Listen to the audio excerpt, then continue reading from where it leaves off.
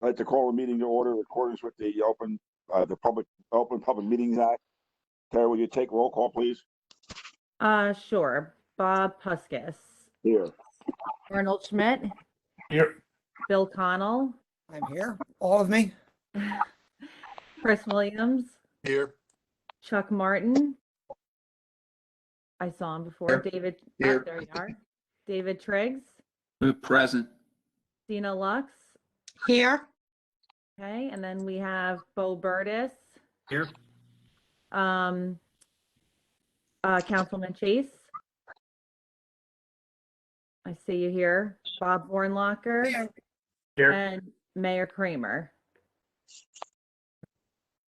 And that is it that we have right now. Okay. Tara, has anybody signed up for any need to go into public comments? Anybody signed on? So we have Bill Bowman. Let me just, you want to go into public session and me ask? Yeah, we can. Motion to go into public session. I'll make a motion to go into public session. Do we have a second? I'll second. All in favor? Aye. Aye. Aye.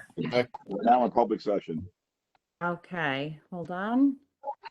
Hi, Bill. Hi, how are you? Good, how are you? I'm doing fine, thank you. All right, any comments or questions? You haven't done anything yet, so no, I have no comment. All right, thank you. Thank you. And that is all we have for public session, public comment, people. Motion to end the first public session. Second that motion. All in favor? Aye. Aye. All right. Aye. Next on the agenda is approval of the last minutes. I'll make a motion to approve the minutes, the September 21st minutes. I would second. All in favor of approving the minutes as presented, say aye. Aye. Aye. All right. Moving on, old business. First up, stewardship of the Grasslands. Okay, so just to fill everyone in about the stewardship of the Grasslands. Tara, can I just interrupt? John Herling's calling me. He says he cannot get into the meeting and is asking you to send him an email to try to get in. Okay, all right, I will do that. Okay, so the stewardship of the Grasslands, yes. So the mowing has been completed by DPW. And so now the next step, basically, we wanted to go and mow the entirety of both properties. Mostly, we did go around a stand and milkweed and just a few other areas at Negri Napodi, but we did mow the entirety of the property. DPW did it at both sites, so that's now done. We have our prescribed burn applications in, as you know, so I did speak with George Effinger. He's back from the New Jersey Fire Safety Service. He looked at the applications, approved them at the staff level, and then he prepared the burn plans, which is what their service uses. Like, it's an emergency services plan in there, exactly where the burning is happening, what kind of fuel they're using, etc. So he prepared those, and we are in the process of getting those signed and sent back, and then they just need basically a department approval, which is anticipated soon. So being that that has been approved and the grasses have been mowed, we're in a good shape to start the burning soon, which they usually start in January to April.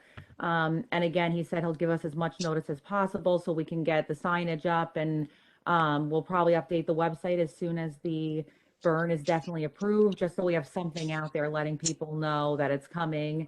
And yeah, so hopefully we'll do one burn at least at each site between January and April. And I'll let you know when it's going to happen as soon as I know. It's very weather dependent. So, there could be a chance we only get 2 or 3 days notice, but as soon as we know, we'll let you know for sure. So that's what's been done with the Grasslands as far as stewardship goes, and it really meets all the goals that we set that have been basically formed from recommendations from our Audubon plan, and then our on-site meetings and our conversations with outside entities, So I think we are definitely moving along the right path, and yeah, that's it. That's what's been done for Grasslands at this point. All right, next on under that is equipment needs. I asked Tara to put that on the agenda for me. The committee needs to, at this point, decide if we're going to do this every, our plan is to mow almost every year, all the property. And going up and seeing what the town did with the mowers we have, a lot of spots, it wasn't a very good job because it basically using the wrong equipment. And I took Tara up and showed some of the stuff, and we didn't mow off a lot of the small trees and stuff that because they're using the wrong equipment. And the town used to have the right equipment, and nobody seems to know if we still have it or we don't have it. But my suggestion would be, if we don't have it, we need to buy I call it a rotary mower or bush hog, whatever you want to call it, instead of a flail type mower or more of a gigantic lawnmower type mower. And either rent a tractor to run it or buy a tractor to run it, so we do a better job of taking out the smaller trees and stuff that when we mow these properties.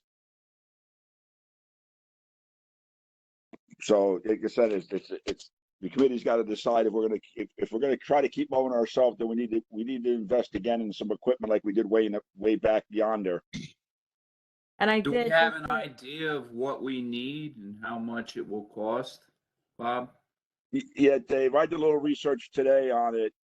A 10-foot machine, which would be a little tricky moving down the roads, would be about 12 grand just for the mower. And a 15-foot one like we used to have, that folds up so it goes down the road pretty nice. The 10-footer is around 12 grand. A 15-footer is about 15 grand. That's just for the mower. And for both of those, you need a 100 horsepower tractor plus to do the right job with them. Now, I took Tara, showed her a piece. I mowed a piece of property for somebody that the trees were as tall as the tractor I was in. You couldn't even, I was almost, it's like I couldn't even see where I was going. And I mowed that clean off to the ground. Looked like you could almost play golf on it. So my question, That with the brush hogs, Bob? That was with a brush hog. That was my Yes. Woods 180 heavy duty brush hog. My mower will cut trees up to 4 inch in diameter. Bob, if we have did we have the equipment or don't we? And why don't we know? I keep asking when we met out on the grass site with Carl, and that day I asked him, I said to him, "Where's our 15-foot bat wing?" He goes, "What's that?" So did we have it at all? Good question. I can't seem to get that answer. I talked to one of the public works mowing guys a couple of weeks ago, and he was lamenting the fact that they no longer had the batwing mower. He said that was really the best way to go as far as he was concerned with it. And one of the things is, if you mow it with a brush hog type mower, you can mow it at the recommended 6 inches. I'm not sure you can do that with these flail mowers, which literally just all they do is shred the grass and the trees when they mow it, as I'm sure you've seen out there. Right. So I mean, and the other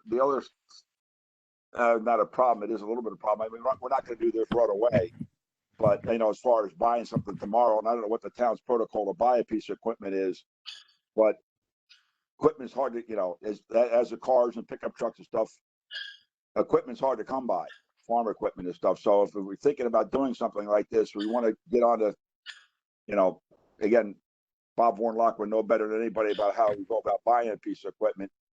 But it'd be something to be done sooner than later to get on the list or put an order in. And the one dealer I talked to today says, "Yeah, I got one coming in January. I got one coming in May." So I mean, stuff is tough to come by, and like I said, I don't know what the protocol is, but again, with a 15-foot mower, I do not believe the town has any tractors really big enough to operate correctly. And So the options would be, and tractors aren't cheap, is to buy a tractor and a mower, or to buy a mower and try to rent a tractor from a dealer for a month. So it's like, the committee can think about it, but we gotta, if we're gonna do this ourselves and stuff, we need to get the right, and I'd really like to know what happened. The open space paid for that mower and a tractor. I think the tractor they bought with the mower, I think they're using it for cutting grass. They put a different type of mower on, are still using it, but the proceeds from the sale of the mower, I hope that went back to the open space trust fund, because that's where it was bought from. Bob, how much does it cost to rent one? Do you know? Ballpark $3,000 to $5,000 a month.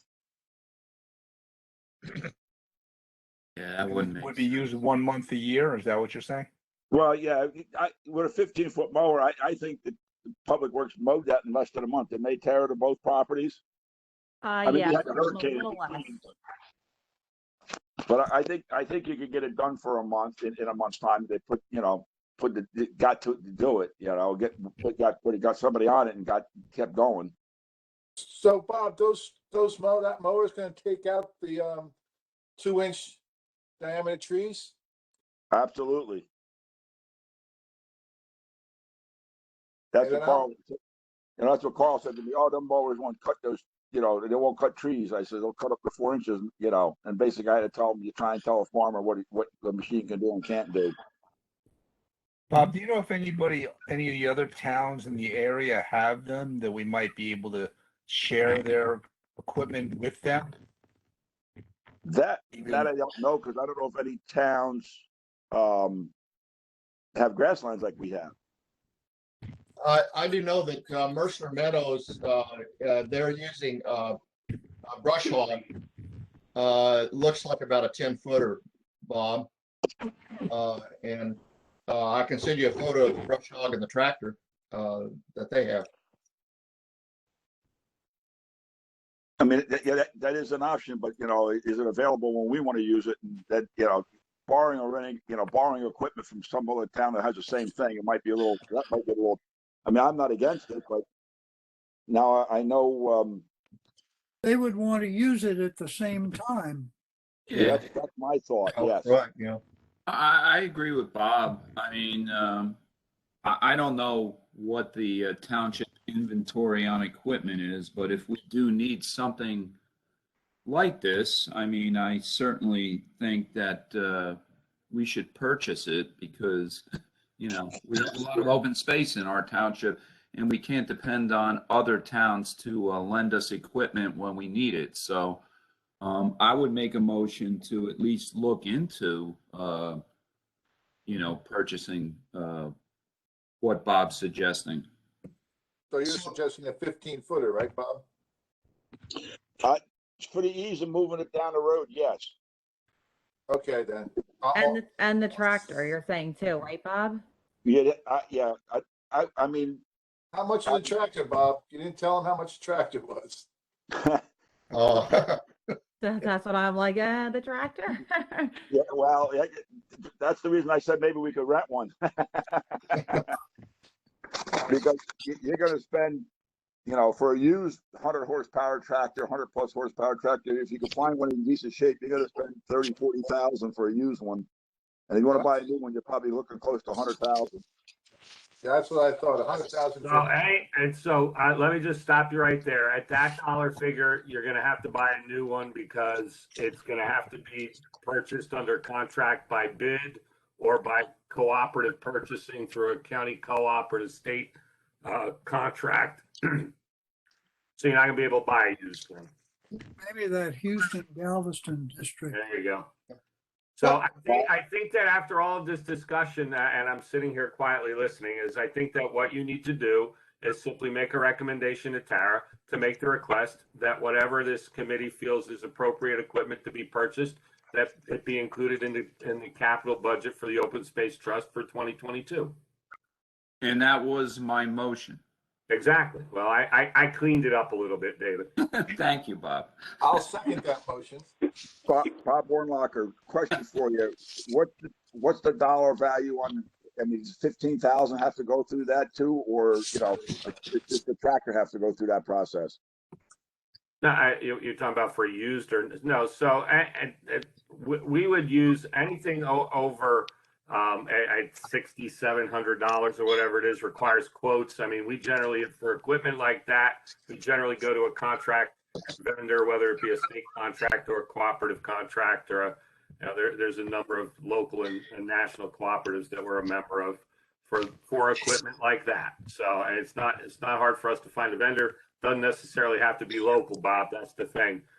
Ted made a comment about the one of the cooperatives that was added at the last council meeting. That's because they sell heavy duty trucks at the best price that come with truck and plow combinations, as opposed to buying the equipment separately.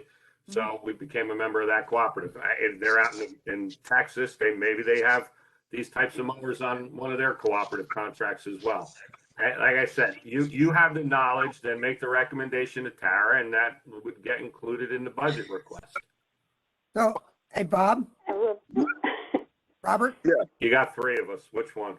Bornlocker. So I'm pretty sure for several years there's been mowers and other assets purchased in the annual budgets.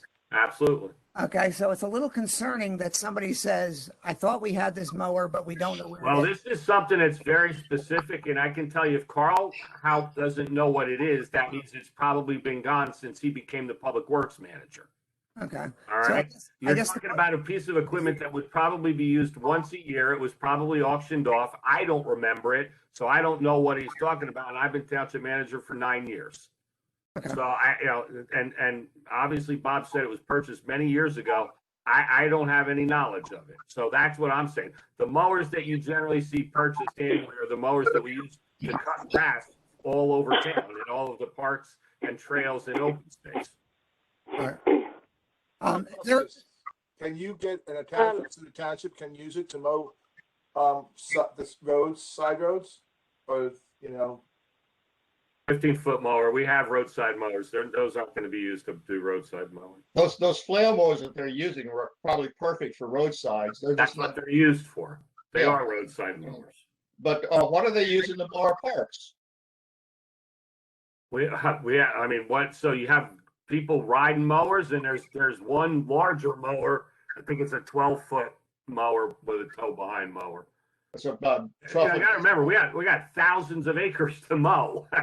They're mowing a lot of different kinds of mowers. I get that, but this 15-foot batwing, it seems to me like might actually be better for mowing parks and baseball fields and whatever in a more efficient way. But It's probably not what you would want if you want something as short as a baseball or soccer field. Which is what we mow.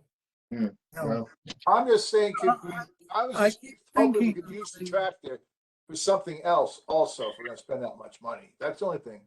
Like I said, Well, make the recommendations and we'll do the research. And Bob, you can certainly participate in that. Okay.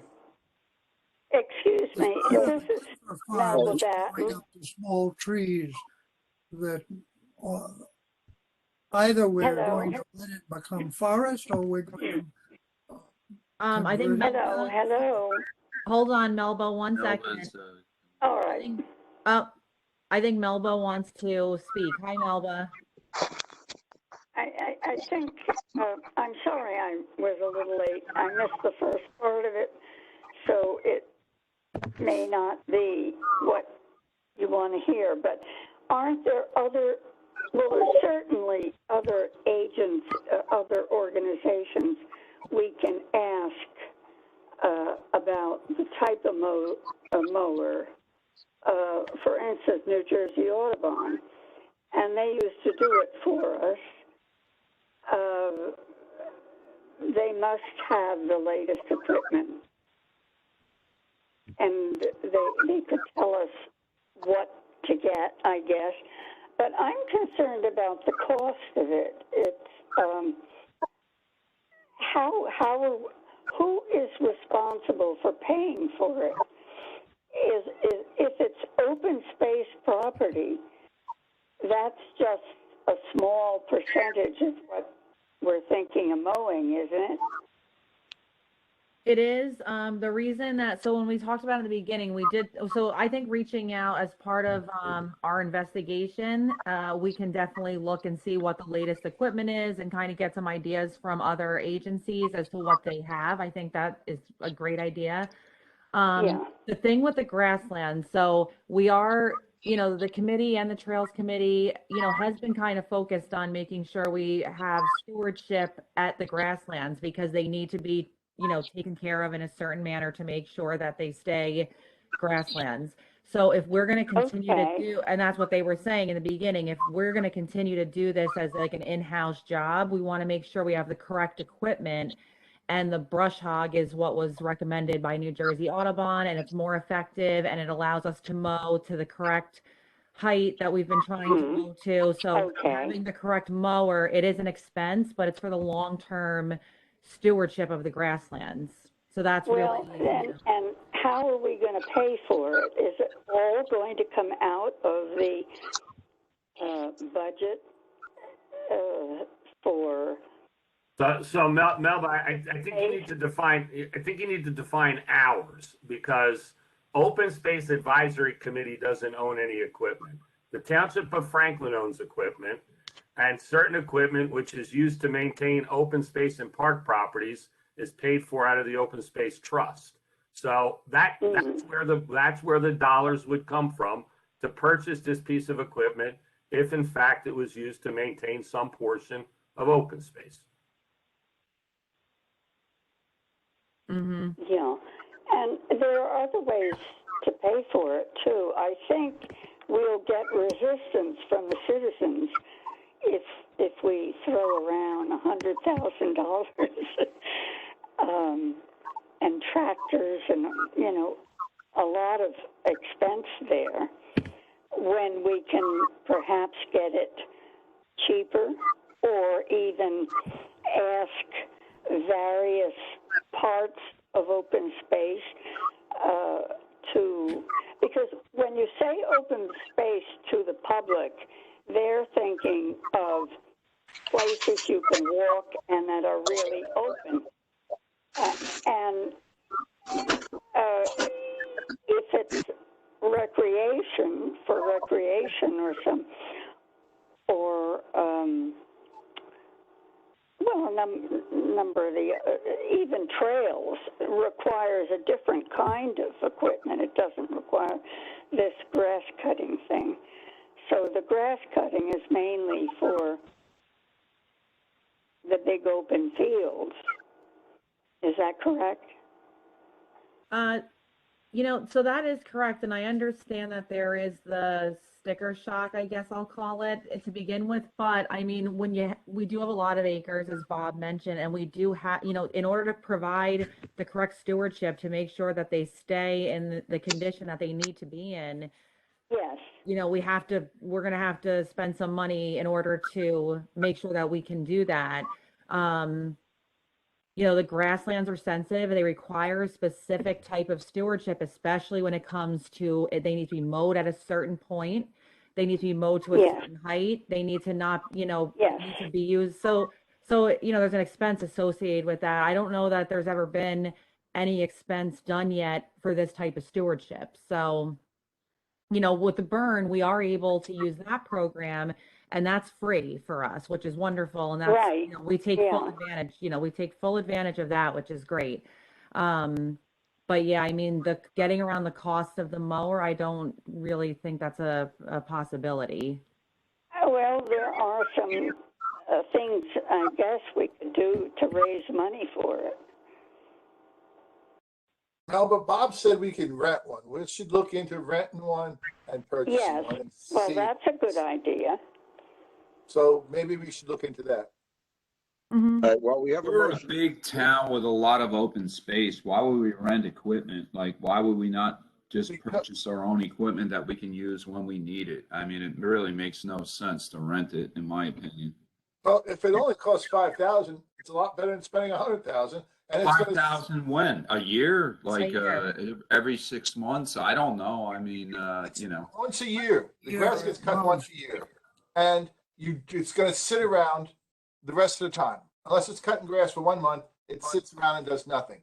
So I think it's better to rent it than it is to buy it, but. Well, my motion was not to purchase the equipment. It was to look into the viability of whether it's, feasible to either purchase equipment that we need or rent it. So, All right, well, Well, I would also like to see, looking into a shared service kind of thing. And I think it was Ted or somebody said that we would be using it at the same time as somebody else. And I'd like that clarified if that's an absolute necessity, that if Montgomery or somebody else had that equipment and we were to share it with them, it doesn't have to be done at the exact same time. And to Melba's point about raising money for this, we do raise money. That's the open space tax fund money, the taxes that we already pay. So Yeah. all right. We have a motion on the floor. Was that motion ever seconded? Yes, Bob, I second it. All right. One other angle, the state has With Arnie. 6 Mile Run land along in South Middlebush, just north of Corley Lane, and they mow that every year. Is there any possibility we can borrow or rent one from the state?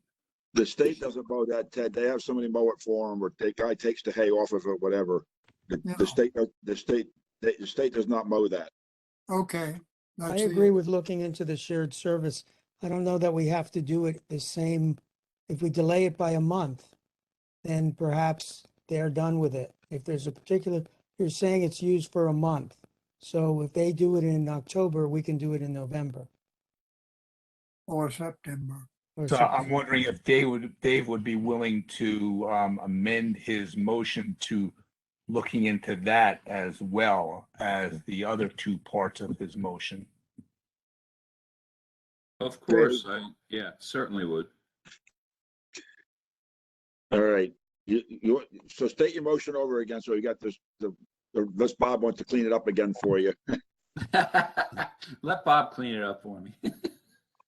No, I mean, basically, let us do some research into what type of equipment the township either needs to purchase, rent, or have some kind of shared services agreement with another township in order to maintain our, our vast open spaces.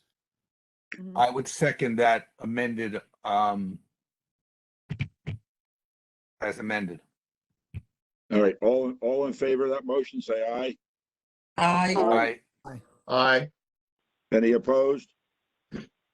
Motion carries. Okay. All right, moving on. Next thing is herbicide application. Okay. I hate to go right after this. So, so we also, one of the other options for the Grasslands management is there's the approach that we took is mow, then followed by herbicide application and prescribed burn. So that's the three-pronged approach. And just to reiterate, we are coming up with these recommendations by reviewing and incorporating the recommendations from the Audubon Stewardship Plan that we commissioned in 2019. We also have spoken to Chuck. What was the name of the, I always get the name of the professor wrong that we spoke to. Oh, you're on mute. Michael I got you off. Okay, Michael Hansen. Yeah, Michael Hansen. He is the land stewardship manager for Curtis Prairie, which is the original restored tallgrass prairie in the world. Right. So, and that was a great conversation. Chuck set that up, and we had our few members from the committee speak to them, and they agreed with our approach, thought it was working. So again, this is the three-pronged approach that we're hoping to take.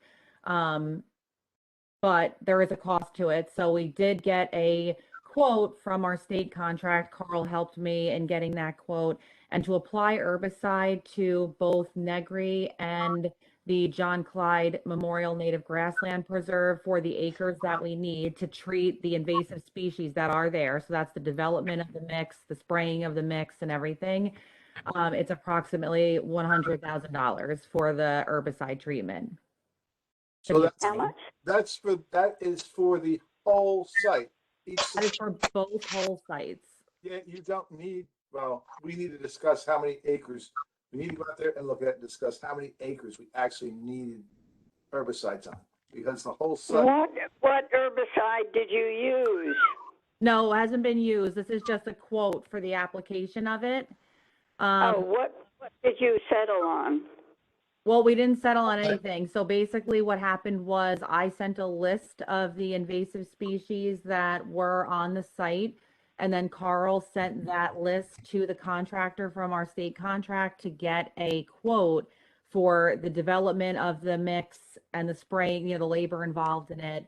And that is the quote that came back was, let me make sure that Carl didn't email it to me directly yet, but it was for around $100,000. So I wanted to let everyone know that that was the quote received back and see how you felt about that. Has it been this high before? Is that, that is combined total acreage of Negri and Ridgetown, which is, Yes. translates into But about you 200. did not use 200 acres. herbicide on what you burned, is that correct? No. Melba, this is a plan that was put forth in the new Audubon plan. The first spraying would be a fall, well, a spraying about this time of year, which is an aminopyrrolid spray. It's an auxin plant. It's a plant auxin mimic, plant hormone mimic, which will repress the growth that's coming up in the fall after the mow. There will be another spraying in the spring prior to emergence of the grasses, and that would probably be done with a glyphosate type of herbicide, which is an amino acid synthesis inhibitor in plants. Humans don't make those amino acids, and therefore they are not susceptible to that spray. It's glyphosate, or what would be called a dicamba spray, and these are very non-toxic sprays, and they're highly specific for these particular plant types, invasive plant types. There was for 2 sprays or just 1 spray?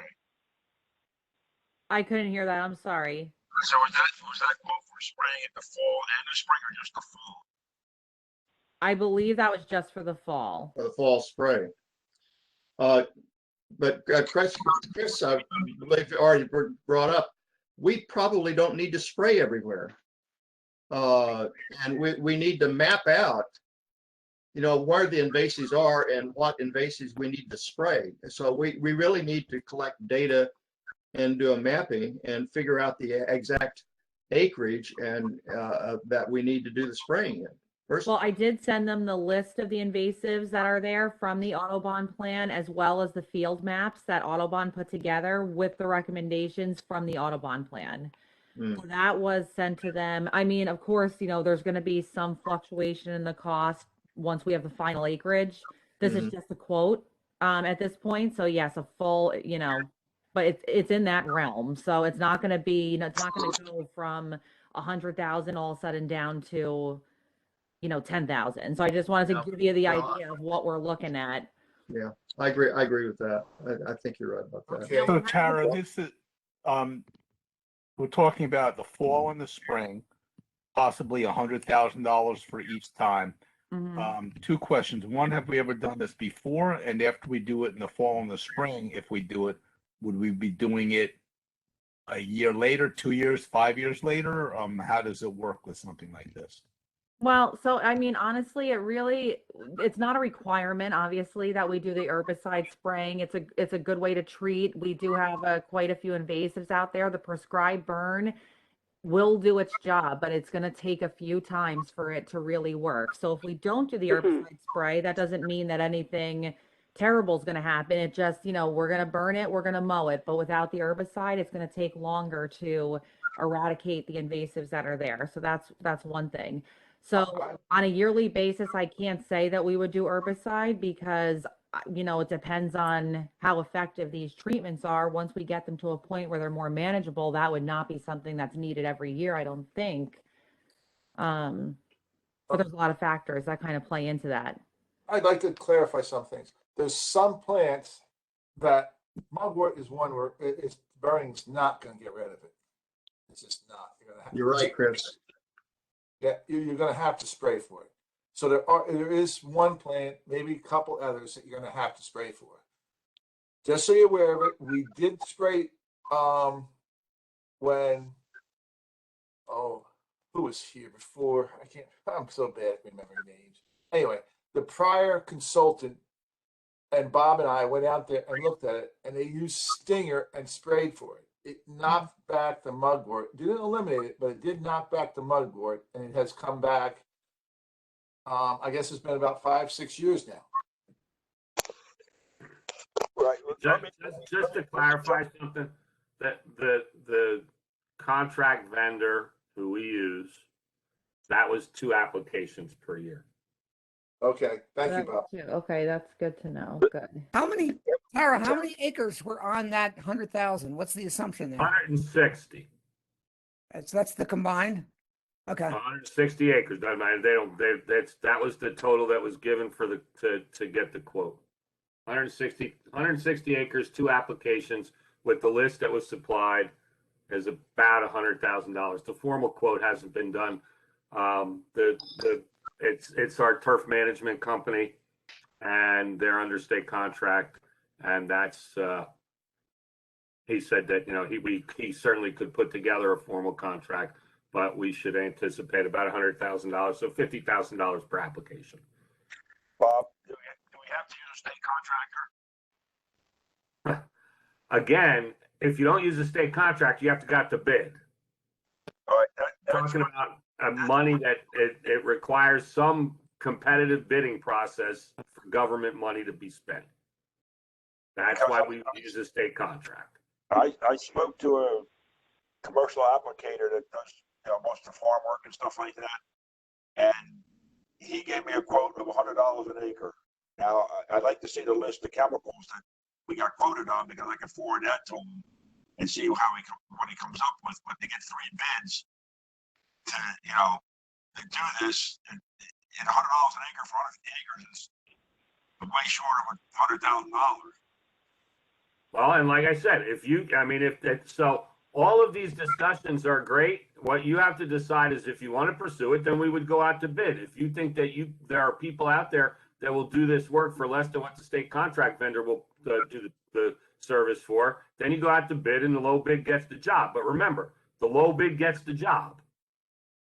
Right, correct. But I'd like to see the list of chemicals. Tara, could you send me the list? Somebody, Bob, or you send me that list of chemicals just so I can look at it. And are there any organic sprays?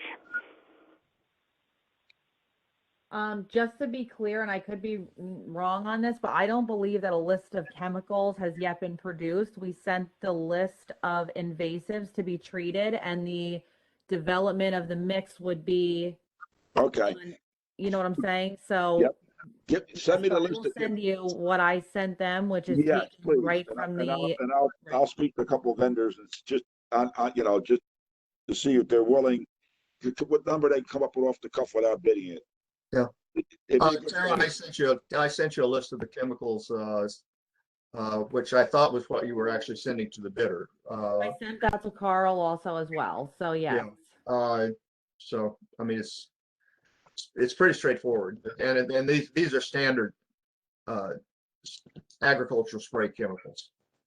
Since we haven't done this before, over all these years, it doesn't sound like this is an emergency situation. So I would have no problem with us doing a little bit more research on this as to whether we go out to bid or if we go with the state contractor. And I think there's a little bit of confusion here because I thought I heard Tara say that it was probably 100,000 per spray.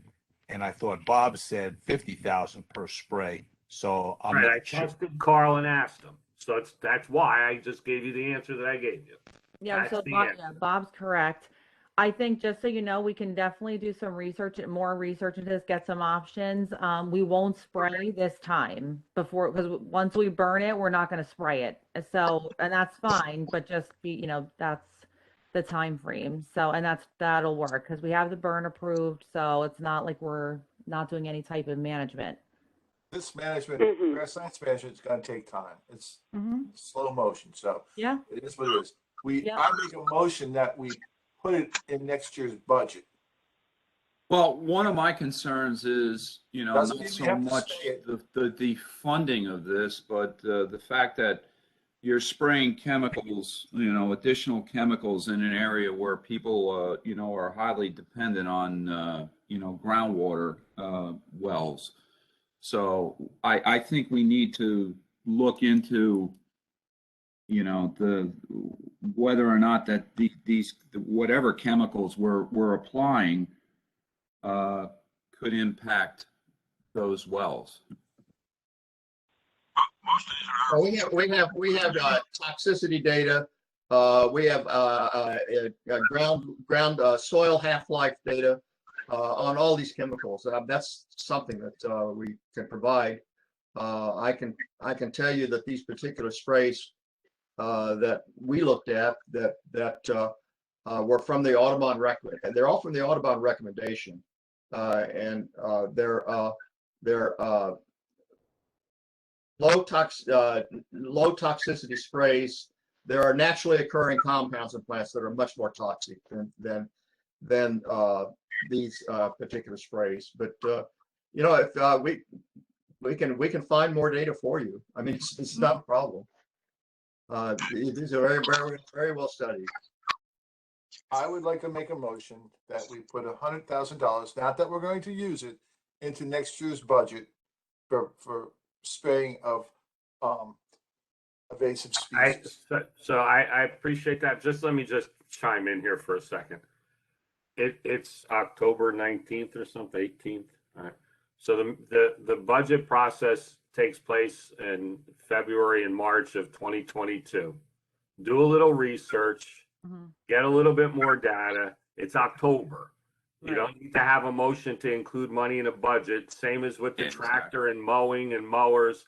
Do your research, and then you can come back and do it in December, January, February, and make your recommendations for inclusion in what Tara will put together as the Open Space Trust budget spending plan for the year.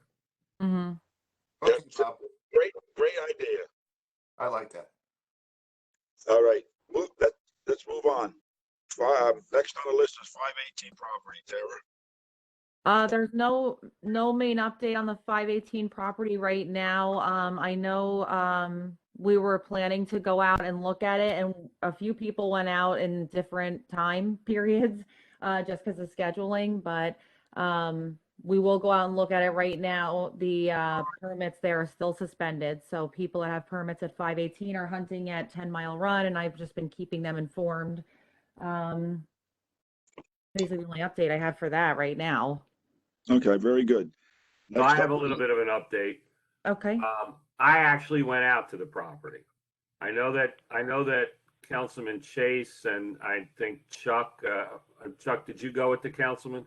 Yes, we did. We went out and talked. I know that you walked a little bit of what appears to be at one time had been a driveway.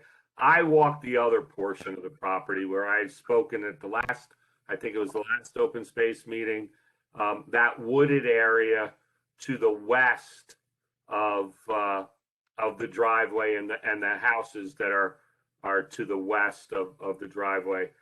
There's a large expanse of wooded area, and it does not appear to be wet in any way, shape, or form in that particular area along 518. I saw none of the typical signs of what would be considered wooded wetlands.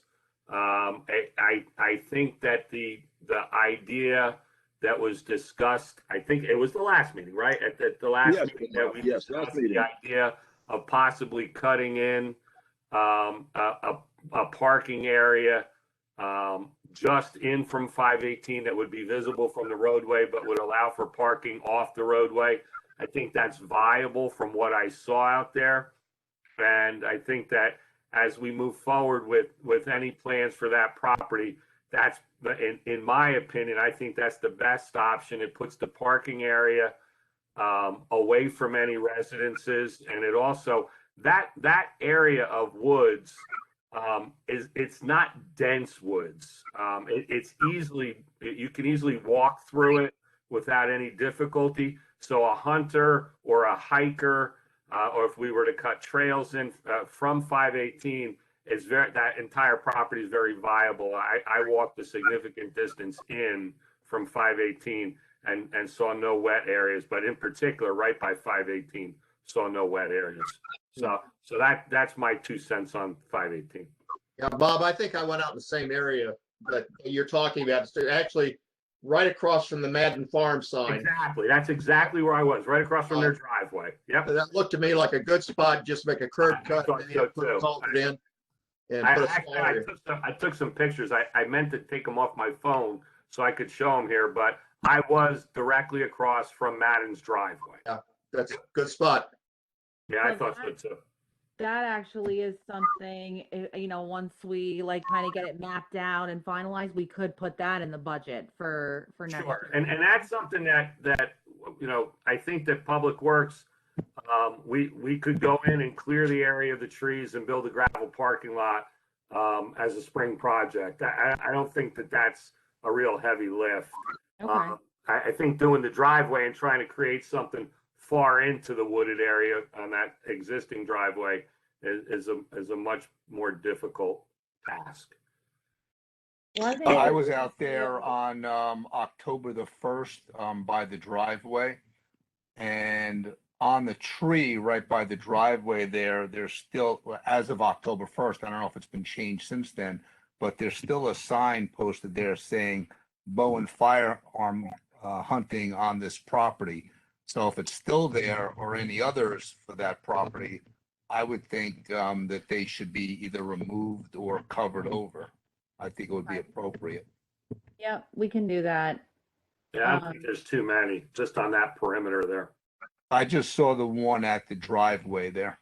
Right. We can do that. And I think this is a good solution too, because we do want to, the Trails Committee has been talking about putting trails in there. So having that parking lot there opens up that possibility also. So I think That'd be a nice trailhead. And I think it also keeps it, keeps it visible. So we don't have some of the problems when you have a parking lot far off the roadway. Unfortunately, sometimes that, attractive nuisances, as they say. Mhm. I think that, that having it immediately adjacent to the roadway makes it visible at all times. And we don't have problems with people going out to the property when they shouldn't be. That's what they call me, Bob, attractive nuisance. That's what they call you. Exactly. A nuisance, but I don't know about attractive. I thought it was unattractive nuisance. Oh, no. All right. Sounds like we're coming together on a good plan down there. Next up, land stewardship roundtable from October 12th, Sarah. Yeah, just a quick update. So I had talked about the last few meetings that Middlesex County had asked if we would host one of the stewardship roundtables at John Clyde Memorial Native Grasslands Preserve, which we had agreed to a while back. They set it up back in October of 2021. So we had that on-site meeting on October 12th. There was about 25 people there, and they work at various grasslands, nature preserves, parks, open spaces. There was people from Middlesex County, Duke Farms, Mercer County, Hunterdon County, Morris County, lots of places, students. It was really, and they're all interested in learning about how to do different types of stewardship on different properties.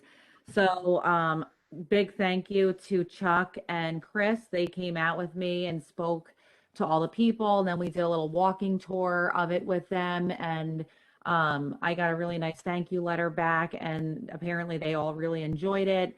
They found it to be very informative, a good use of their time, which I thought that was the best compliment, is that, the people that came out there were like, this is a good use of my time.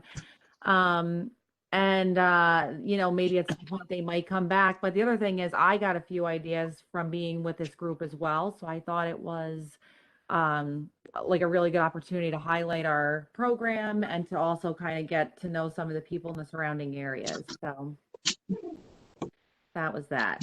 So thank Right, you, great. Chuck and Chris. Oh, Thank you're you. welcome. Thank you, everybody, who That was participated. a good time.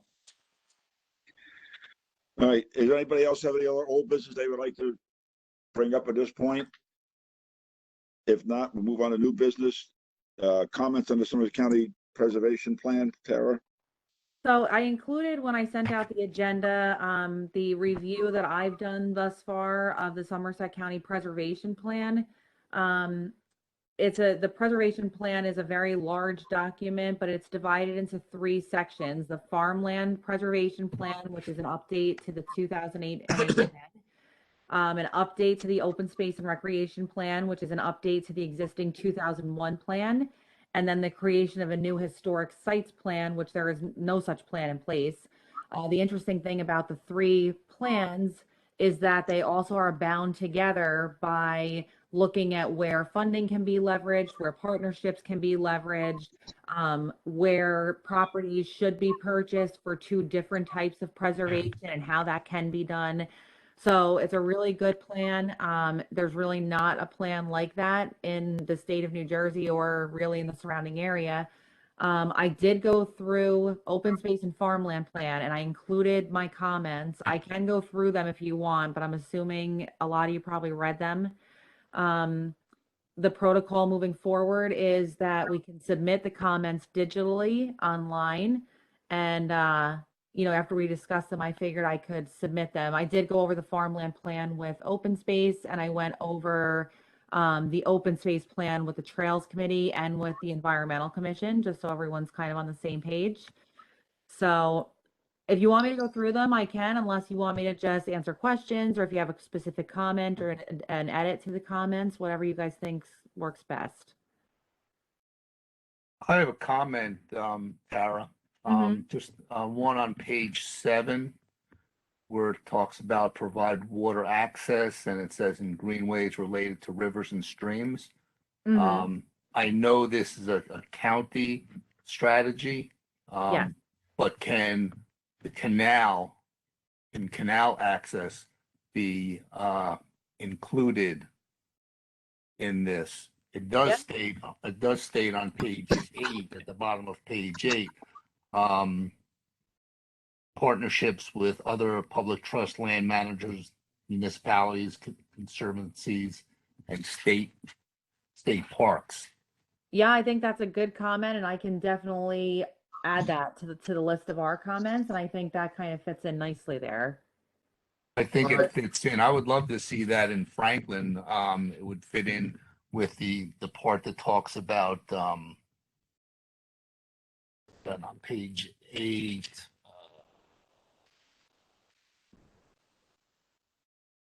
It talks about tourism also on page 8, and it fits in nicely with that when you talk about kayaking, canoeing, fishing. I mean, if we had a place in Franklin, somewhere on the canal where people could rent canoes or kayaks, I think that would be great for tourism. Okay, yeah, I think that's a Yeah, good comment. Absolutely. Yeah, along those lines, Tara. We discussed that. That's funny that you bring that up. So if you recall, this probably goes back, I don't know, maybe 3 or 4 years ago now. If I'm Canal Access Committee at the time. So Councilwoman Sherman at one point was pushing the tourism aspect along with the Somerset County Business Partnership. In fact, we had, as part of our campaign to promote Franklin for those types of activities, I think we were the back cover on the Somerset County Tourism book. I think 2 years in a row with open space as our focus for that. I think it's an excellent idea. we do have access points, obviously, for the canal. You know, there's obviously there's an access point. In fact, I was just at the Amwell Road access point for the canal last week or the week before. We had to go out and meet DOT engineers because that bridge is being replaced. And I actually had never heard of it before. There's a little dock right next to the bridge by the parking area at Amwell Road, and there's a device there to allow one person to launch a kayak and get in the kayak and not have it tip over. I put that in there, Bob. I installed that. Oh, there you go. See, so Chuck, I observed it and saw it and said, "Wow, that's a great thing. Look at that." Yeah. You know, there's that location. Obviously, each of the causeways has access points, and then there's a canoe rental concession that is it's a concession of the state of New Jersey because it falls within the state park at the Griggstown Causeway, and those types of things should be that we should promote that and those areas and those activities. I agree.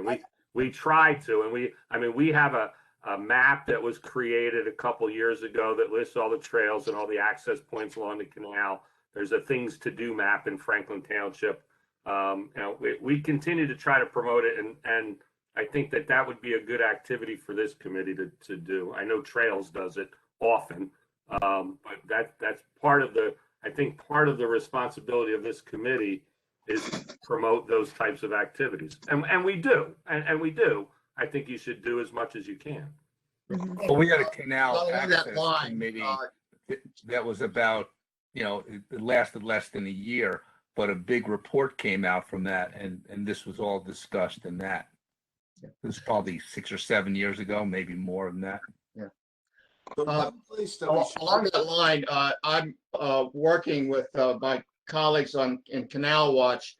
We're actually performing a kayaking survey of the entire canal and Millstone River. We're trying to map out entry and exit points and portage points so we can get into the canal and, for example, portage down to the Millstone River, make a loop trip and portage back into the canal at different sites.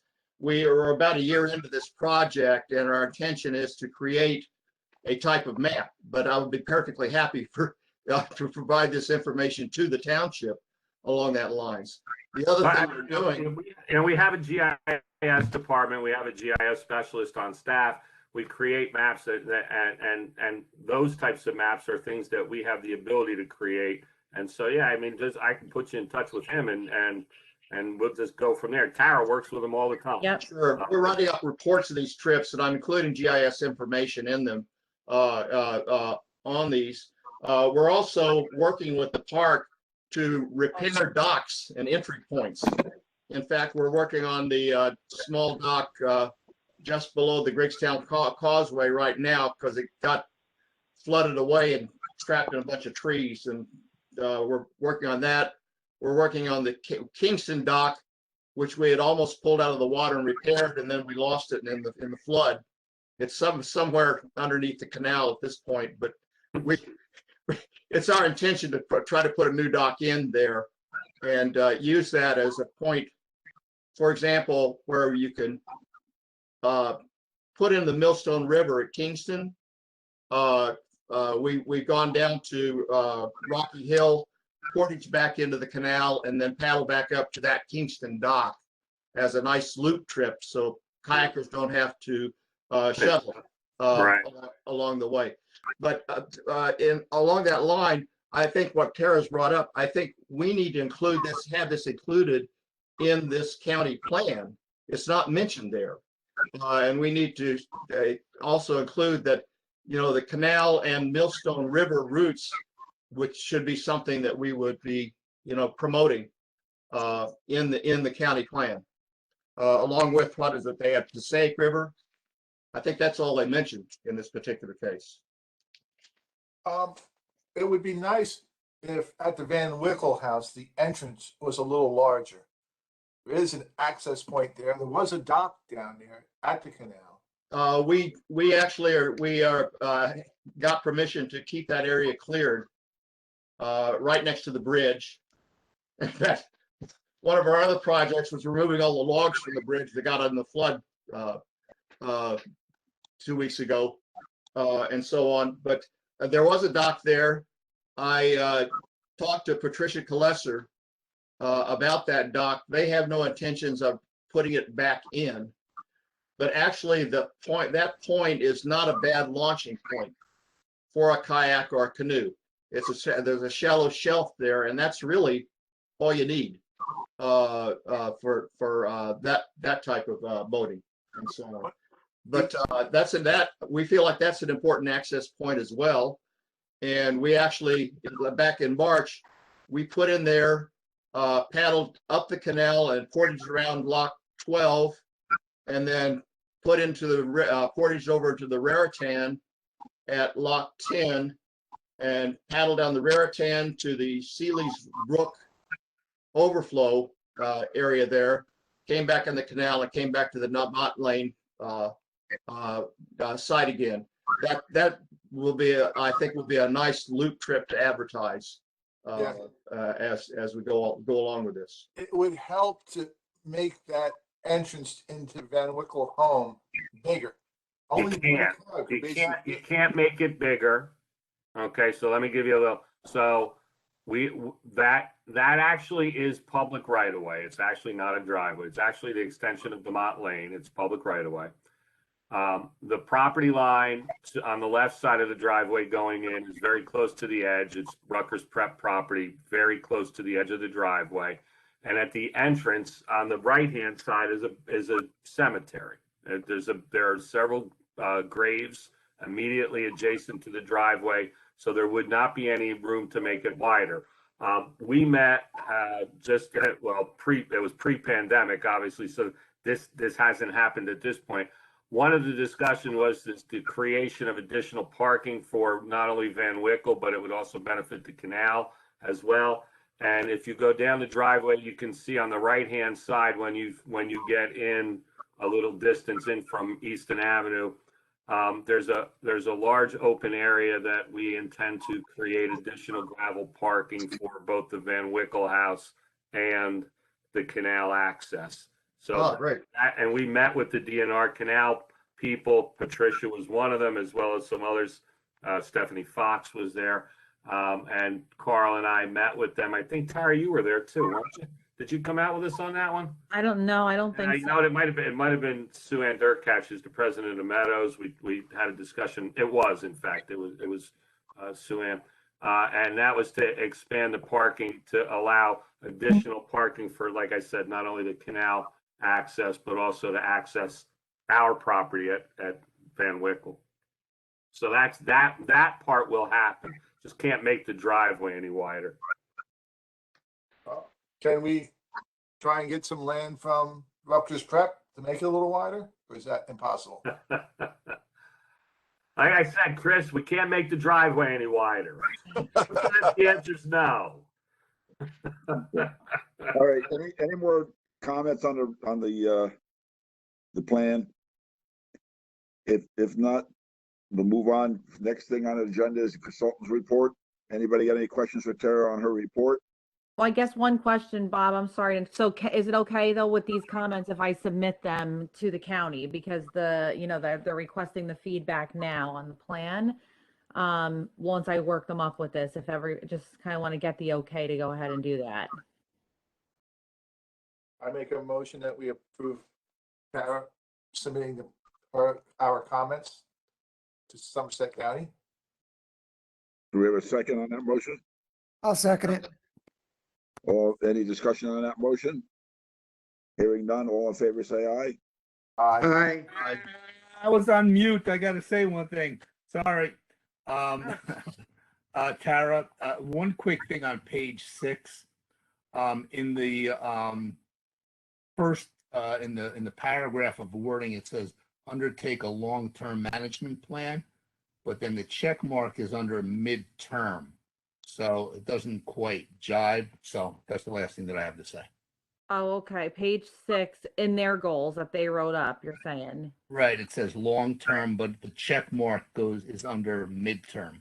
Oh, okay. Oh, right. Okay. I'll add Making that. the plan might be midterm, even if it's a plan for the long term. I think that's what it means. It's a midterm in this goal. It's a midterm goal to have a long-term management plan. Yeah. Oh, Okay.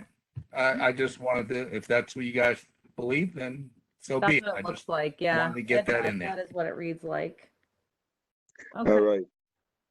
Back to consultants report. Anybody have any questions for Tara on her report? Bob, I just have two little tidbits under new. Go ahead, Bob. So I just wanted to let everyone know that the township did make application to the county open space grant program to offset, our application was to offset some of the costs for the proposed Catalpa Park project. And we received a $360,000 grant from the county open space to. I received a $360,000 grant. Oh, yes, I'm sorry. The mayor received the check. I don't know that I'm going to share it. They gave the money to him.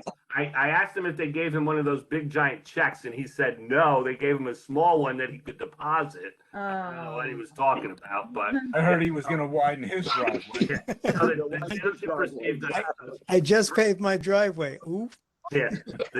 So anyway, the township received a $360,000 grant, which was the cost estimate for all of the playground equipment and improvements to offset that cost. So that was a bit of good news. So that was good work on the part of Bo Burtis, who's with us here today somewhere. He was. There he is. Hi, Bo. Right next to me on my screen. That's what I'm looking down below.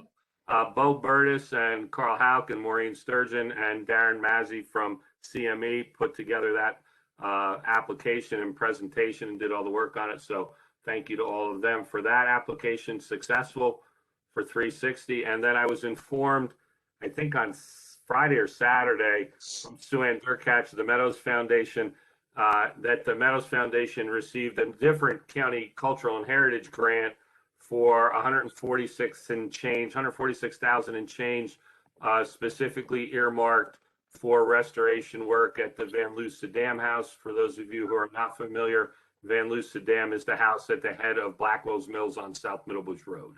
So two good grants that the township received over the last couple weeks. That's excellent. Great job. Excellent. At this point, I will ask the usual question. Have we heard anything from DEP in approval of Catalpa? So we have a hearing with State Historic Sites, I think October 20th, to finalize everything with Catalpa. Hopefully that will be the last that we have to do. Tomorrow. All right. Moving on, updates That's from other when they'll committees. come up with Any something updates else. from other committees? None from State Tree. Nothing from environmental. Ag just went over the county plan. You told Tara to present her comments on the ag side of it to the county. Hearing no other ones, Tara, we have any motion to open the meeting to the public? So move. Second, Motion? all in favor? Aye. All right, meeting is now open to the public. Tara, do we have anybody on? We do. We have Bill. Hi, Bill. Hello again. I have nothing. Thank you. Okay, thanks. And that is the only member of the public. Motion to close the public session? I make a motion, we close public session. I second it. All in favor, say aye. Aye. Aye. Aye.